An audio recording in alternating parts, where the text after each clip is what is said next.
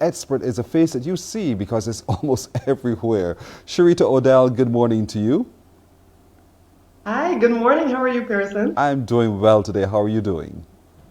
Good, can't complain at all. Good. So, how has this pandemic and the way that we've been asked to adjust our lives impacted real estate? Well, people would be surprised to hear that, yes, last year, sorry, perhaps was one of the busier years in real estate, Really? pandemic or not.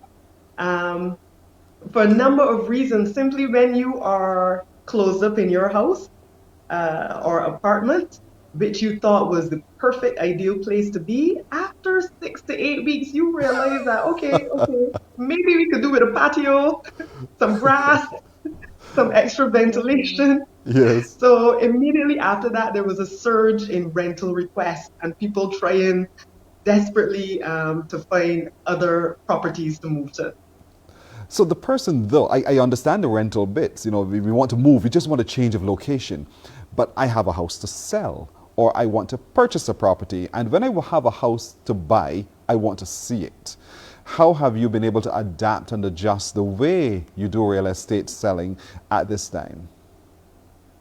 Well, luckily, one of the things that I always did, most of the properties I go to, I happily walk around and take video. So video tours are the order of the day. People need to see where they're going to move to. And even in not being able to go outside, they're willing to trust the video that you have posted Hmm. and hope that it really gives them a bigger picture than the photos themselves. So videos, um, explanations, really giving a sense of where you are positioned in the house, how it flows, how it feels compared to another space. You can't just show the properties, you have to talk it through so Yes. that people can visualize themselves there.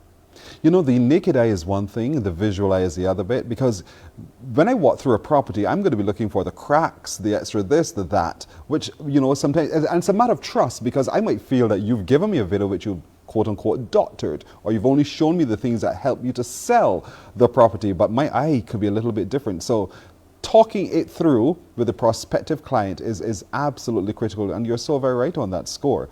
How many people, though, are comfortable in doing business that way?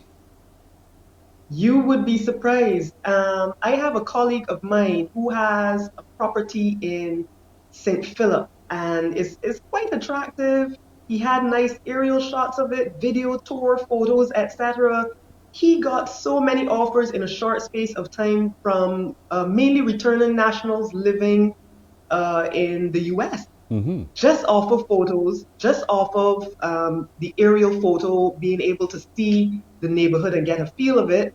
And the tour is what sold it. They were willing to commit just off of that. And obviously, what they then do is once their offer is accepted, they will go a step further. And there's still an interim of time between obviously now and actually being able to physically pay a deposit.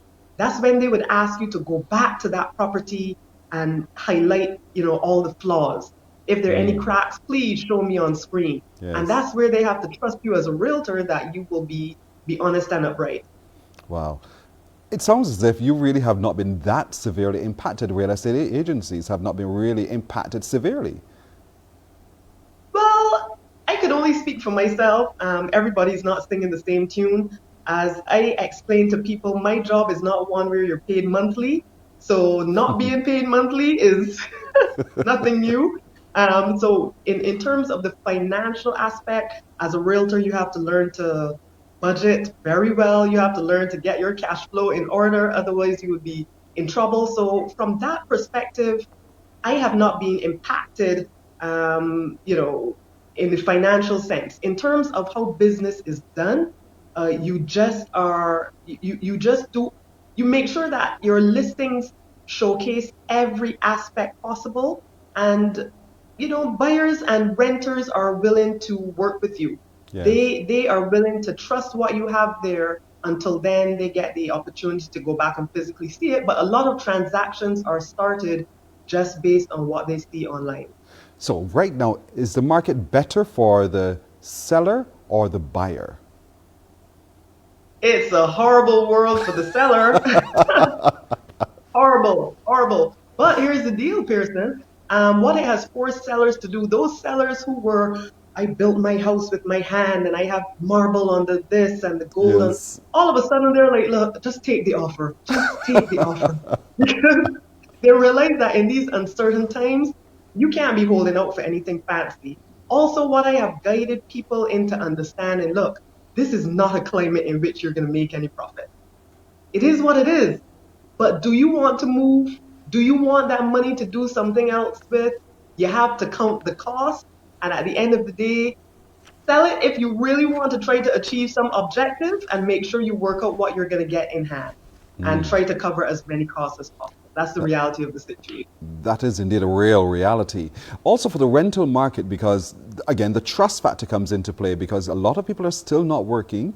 They're on reduced income, but people are moving into properties. And so the rentor, the person who owns the property, is not very, very comfortable necessarily. What are the challenges that you're seeing there in the rental market?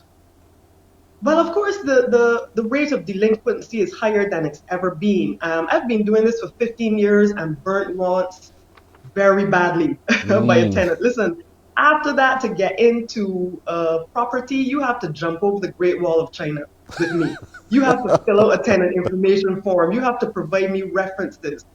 In some instances, you have to provide proof of funds because I need to know that when I hand you over to a landlord, I can go to sleep good at night. Yes. And in order to do so, you kind of have to satisfy them that, you know what, this person is financially capable to make it in spite of the trying times. So, in wrapping up then, a couple tips for anyone who's coming into the real estate market this morning. Well, the same thing applies regardless of whether we're in a pandemic or not. Do not go house hunting unless you know how much money you have to spend. So try to get pre-qualified by a lender, and luckily most of them have had their customer service reps working online. You know, write them and they will ask you to submit a few things to find out how much you qualify to borrow. Then, and only then, armed with that figure, do you go shopping so you don't get disappointed or tease any owners as well. That is excellent advice on which to end this morning. Sharita Odell, thank you so much. We'd be happy to reach out to you a little later on too to be able to continue this series because I'm sure people would have questions and you can guide us through this as well. So thank you so much for joining us on Morning You're Barbados. welcome.